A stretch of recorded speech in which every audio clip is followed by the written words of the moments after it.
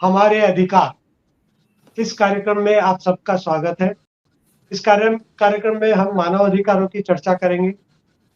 आज का विषय है यूएपीए कानून में जो 14 साल के बाद अरुंधति रॉय के प्रोसिक्यूशन के लिए सैंक्शन दिया है दिल्ली के लेफ्टिनेंट गवर्नर ने, उस पर हम आज चर्चा करेंगे।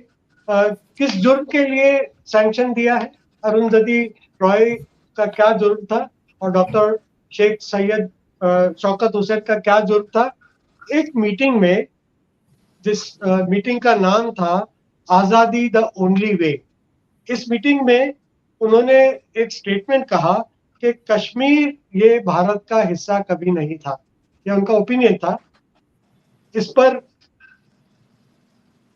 सुशील पंडित ने कंप्लेंट की, एफआईआर दर्ज की 2010 में। 29 नवंबर 2010 में एफआईआर दर्ज हुई और ये दर्ज हुई आईपीसी के 124 ए कलम के नीचे। 100 जो राजद्रोह की कलम है, 153 ए जो नफरत फैलाने वाली कलम है, 153 बी जिसमें किसी नागरिक को अगर हम कह दें कि वो नागरिक के उनकी नागरिकत्व छीन लेनी चाहिए, वो जुर्म। 504 जिसमें है कि इन्वोक किसी का अपमान करे ताकि पीस भंग हो समाज में इस इरादे से। और इसमें यूएपीए की कलम 13 भी लगाई गई। तो मैं आज के जो हमारे दो मेहमान हैं, एडवोकेट यूसुफ मुछाला और एडवोकेट मिहिर देसाई, दोनों ही कानूनी दिग्गज हैं, सीनियर एडवोकेट हैं, सुप्रीम कोर्ट में प्रैक्टिस करते हैं, हाई कोर्ट में प्रैक्टिस करते हैं और दोनों ही मानव अधिकारों की पैरवी करते हैं। मिहिर देसाई पीयूसीएल के वाइस प्रेसिडेंट हैं। यूसुफ मुछाला साहब एपीसीआर के प्रेसिडेंट रह चुके हैं। मैं यूसुफ मुछाला साहब सीधे आपसे सवाल करना चाहूंगा कि 14 साल के बाद ये सैंक्शन देना, इसका क्या मतलब रहता है। और वो भी एक ओपिनियन, अरुंधति रॉय ने अपना ओपिनियन जाहिर किया कि कश्मीर भारत का हिस्सा नहीं था। बहुत सारे इतिहासकार ऐसा ओपिनियन रखते हैं। तो क्या वो सब गिल्टी है राजद्रोह के और ये सारे कानून में, और सब पर ये केस चल सकता है 14 साल के बाद? चार्जशीट पढ़े बगैर उस पर तो हम कोई किसी किस्म की राय नहीं दे सकते हैं।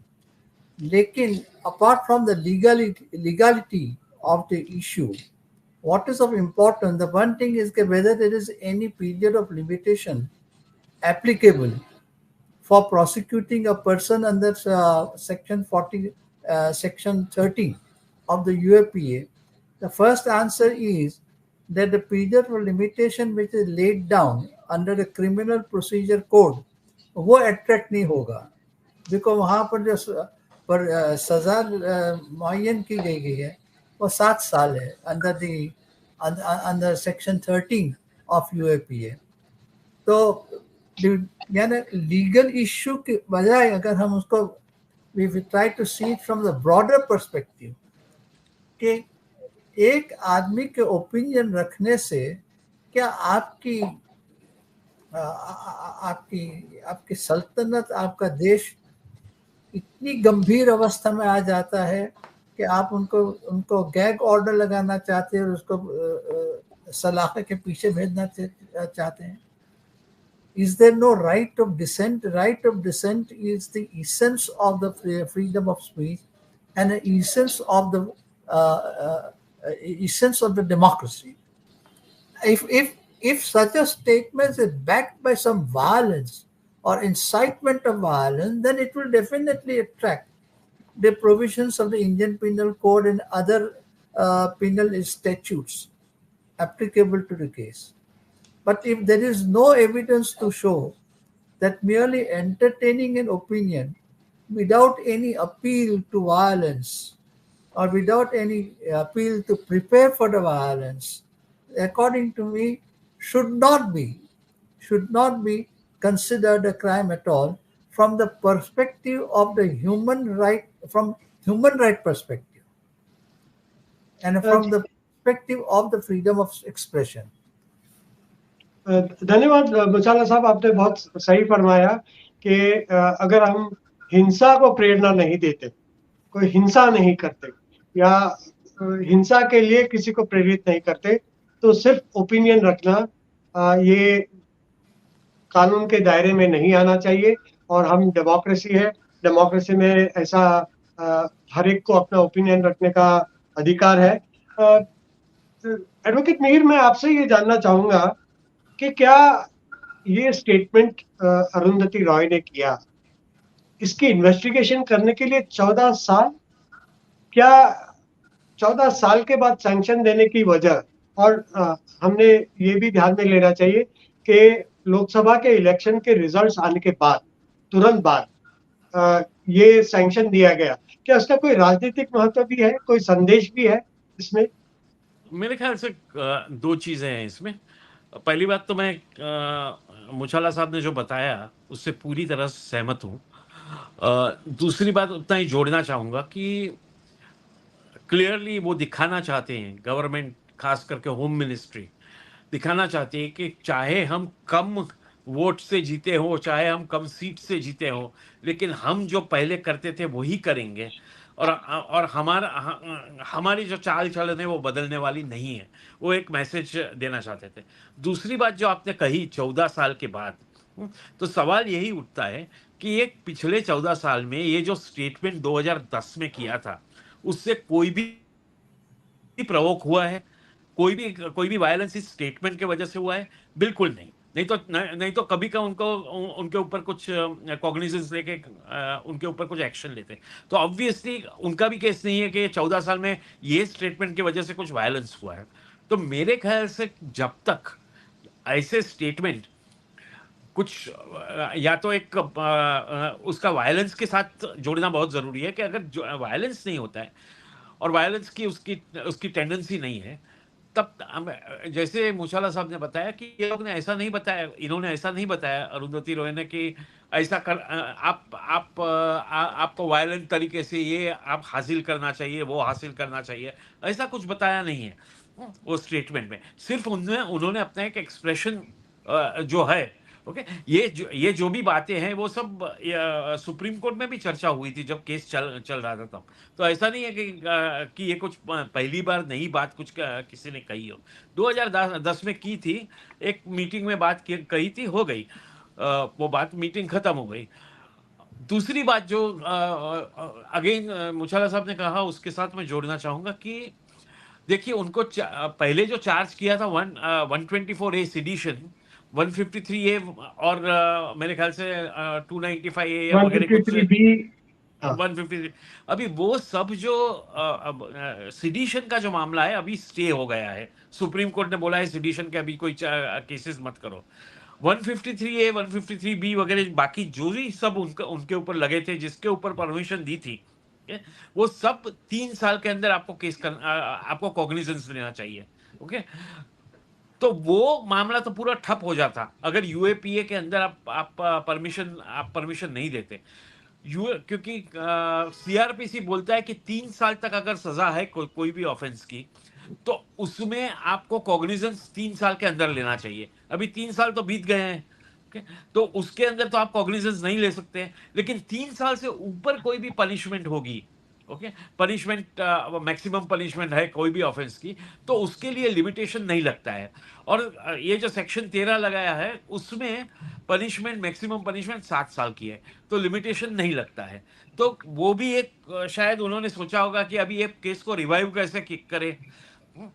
तो ये अल्टीमेटली ये पॉलिटिकल है, इसका कानून के साथ कुछ ज्यादा लेना देना नहीं है। ये एक पॉलिटिकल स्टेटमेंट किया है गवर्नमेंट ने, और उसका पॉलिटिकल जवाब देना चाहिए कि इस तरह के आपकी जो नीतियां हैं वो चलेगी नहीं।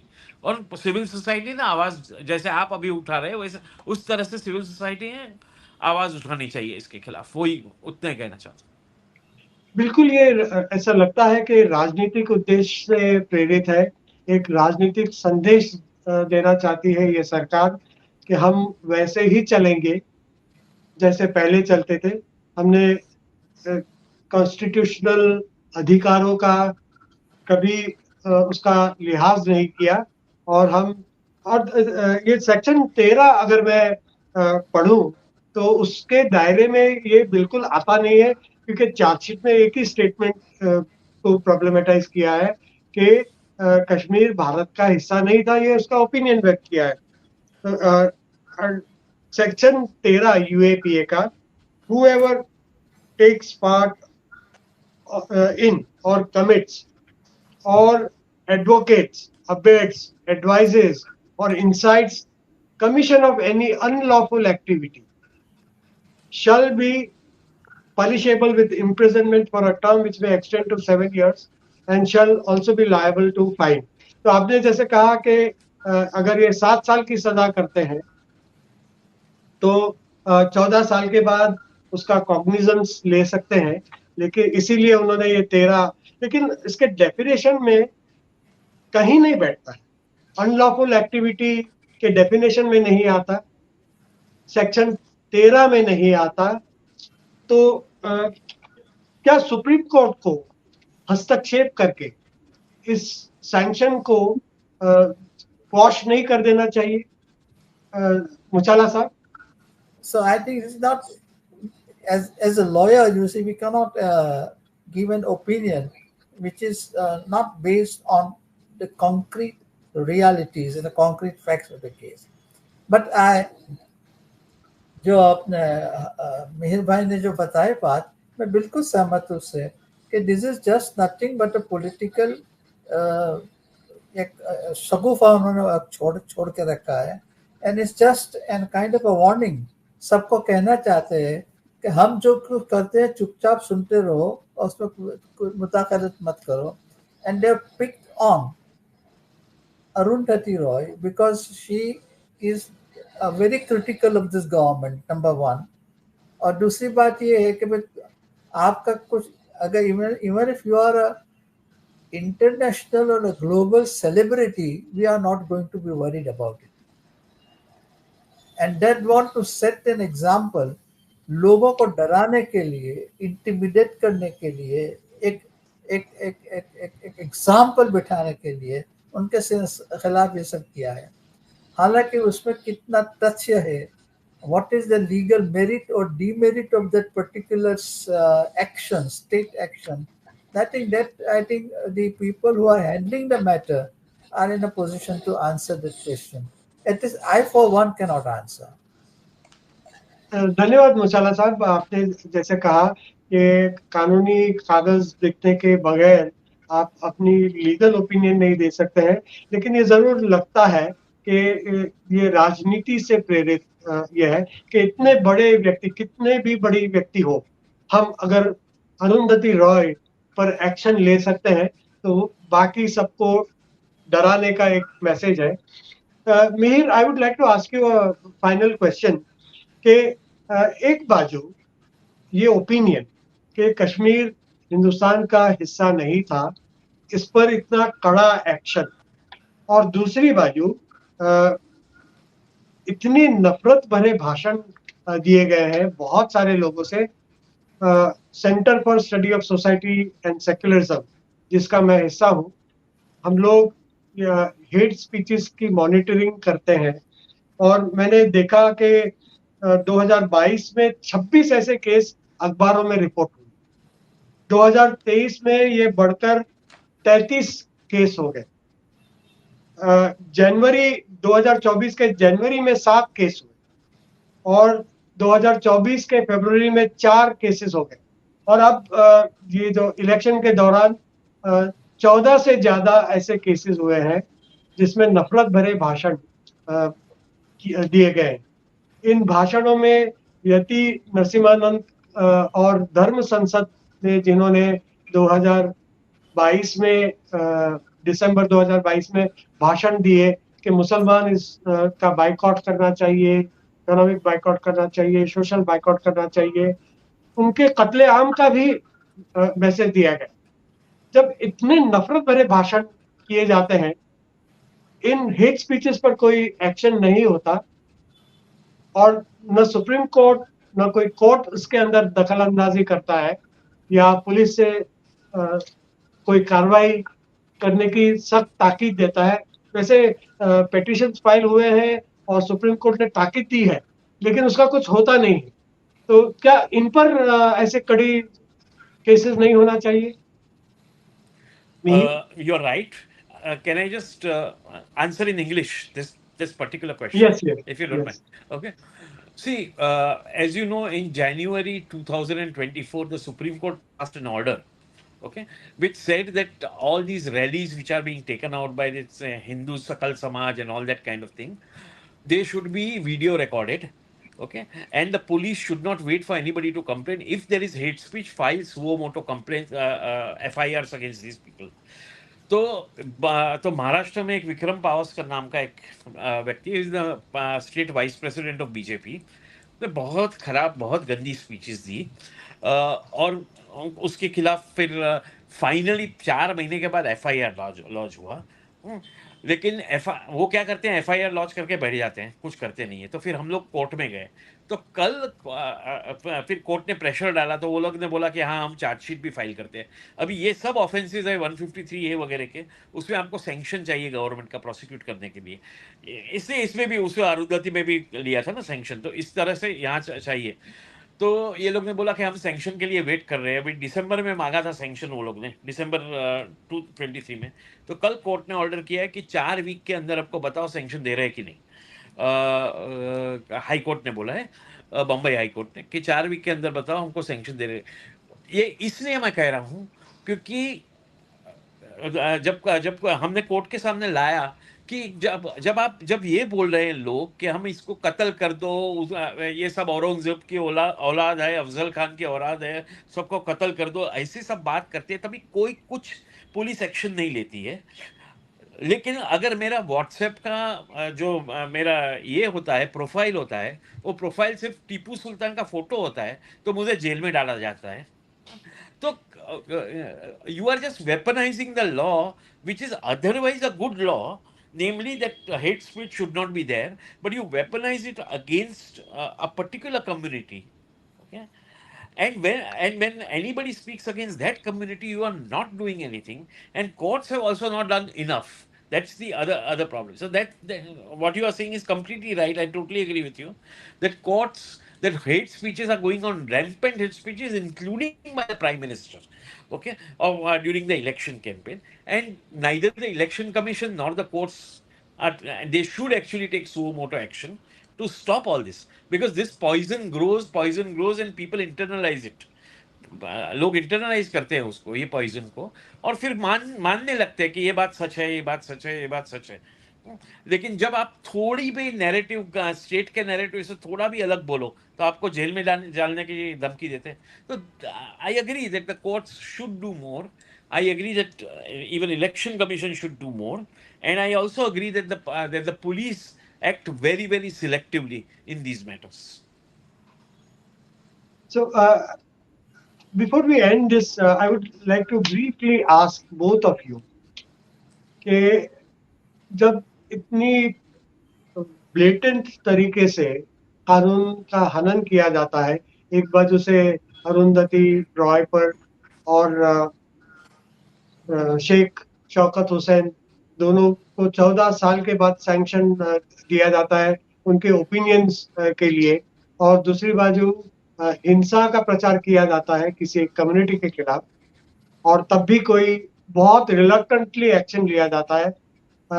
तो ऐसी सिचुएशन में मैं दोनों को सवाल पूछना चाहूंगा कि नागरिक क्या कर सकते हैं या नागरिक समाज ने क्या करना चाहिए ताकि हम देश में एक अच्छा वातावरण, शांति का वातावरण बना सके और ऐसे हेट स्पीचेस के खिलाफ हम डेमोक्रेसी को बचा सकें। मुचाला साहब, beginning with you. See, the ray of hope is the reaction of the people during the last election. The last election में भी क्या हुआ था कि hate speeches तो बहुत हुई, लेकिन लोगों ने उनको, यानी कि अक्सर लोगों ने, कई लोगों ने जब मैसेज उन तक पहुंचा तो उन्होंने इनको नकारा है। जिन लोगों ने एनडीए के फेवर में वोट भी दिया है, वो इसलिए नहीं दिया कि they are supporting this hate speech और the hate policy of the government. They may have done it for a variety of other reasons. So we cannot jump to the conclusion that all those who voted for NDA or for BJP, for to be precise, they have been supporting them in the communal hatred approach. That I will not subscribe to the view.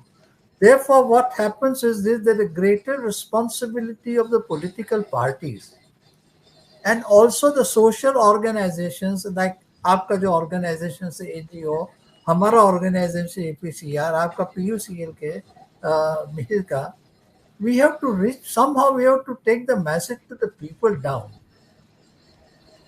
How to do it? By organizing the street meetings or by any other methods which are organizing seminars, symposiums is of no use. वहां पर तो अक्सर क्या होता है कि हम एक दूसरे को पहचानते हैं, एक दूसरे की बात सुनते हैं और फिर घर चले जाते हैं.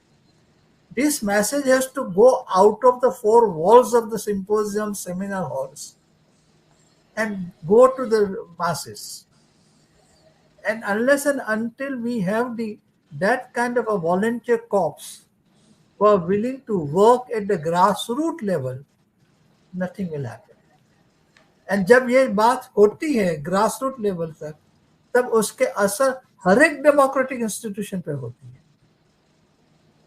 और मैं तो ये भी देख रहा हूं कि 4 जून के बाद इवन जुडिशरी में भी उसके असर मुझे मालूम हो रही है. मिहिर, आई होप आप भी तो है, इरफान भाई, कोर्ट से तो आप भी तो वाबस्तगी रखते हैं, कुछ असर नजर आ रहा है. और there are some silver linings over there. तो लेकिन जब तक कि हम ये मैसेज सेमिनार हॉल से और ये टीवी डिस्कशन से बाहर लेके ले जाएंगे, तभी ये काम हो सकेगा. धन्यवाद. ये जागरूक नागरिकों को जागरूक करने का काम, लोकतंत्र को बचाने का काम सभी नागरिकों का है. जागरूक नागरिक रहेंगे तब लोकतंत्र बचेगा. Mir, your opinion, what should be done? And also क्या अरुंधति रॉय को अरेस्ट किया जाएगा, इस पर भी आप अपनी राय. I mean, that is very difficult to predict what the government will do. My assessment is unlikely to be arrested, but they will keep the hanging sword. That's my assessment. I might be proved to be wrong tomorrow. It's very difficult to say.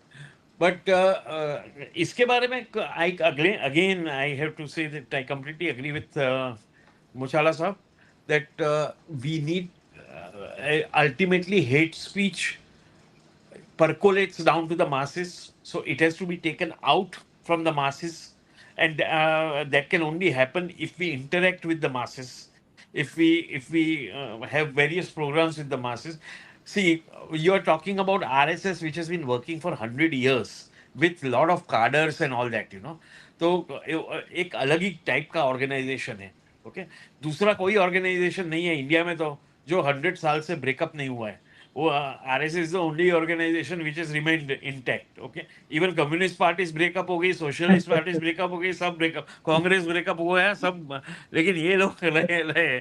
तो we are dealing with a situation which is serious, but at the same time it is not something we should be despondent about. हमको हमारे पास भी रास्ते हैं, हमारे पास भी पहली बात तो हम सबको साथ में आके काम करना चाहिए, जुड़ना चाहिए. जो हो रहा है जैसे पॉलिटिकल पार्टीज में हुआ वैसे हम लोगों में भी हो रहा है, और ज्यादा होना चाहिए amongst us. And then as Muchala साहब was saying, much more of grassroots level work.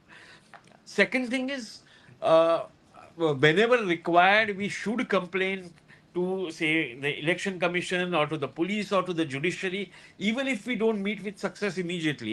Okay, तो बार बार जाके उनके दरवाजे पे नॉक करना चाहिए कि ये करो. और जैसे मुचाला साहब ने खुद बताया कि after the elections, the present election results, things are changing. Okay, there may be imperceptible changes in some institution, perceptible changes in some institution, but things are not as rosy for the other side as it was earlier. And I think we should, those gaps we should use that. वही कहना चाहूँगा. Thank you. So there is silver lining with this beautiful positive message that there is silver lining in the dark clouds. और हमें रोशनी दिखाई दे रही है. भारत की जनता जागरूक है.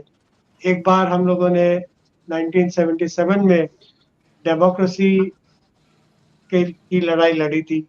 अब भी डेमोक्रेसी की लड़ाई इस इलेक्शन में भी लड़ते रहेंगे और भारत के नागरिक लड़ते रहेंगे और जागरूक रहेंगे. इस उम्मीद के साथ आप दोनों गेस्ट का मुचाला साहब और मिहिर जी दोनों का बहुत बहुत धन्यवाद कि आज आपने हमारे दर्शकों को अपने ओपिनियन से, अपने राय से, अपने मत से जागरूक किया, इन्फॉर्म किया. धन्यवाद.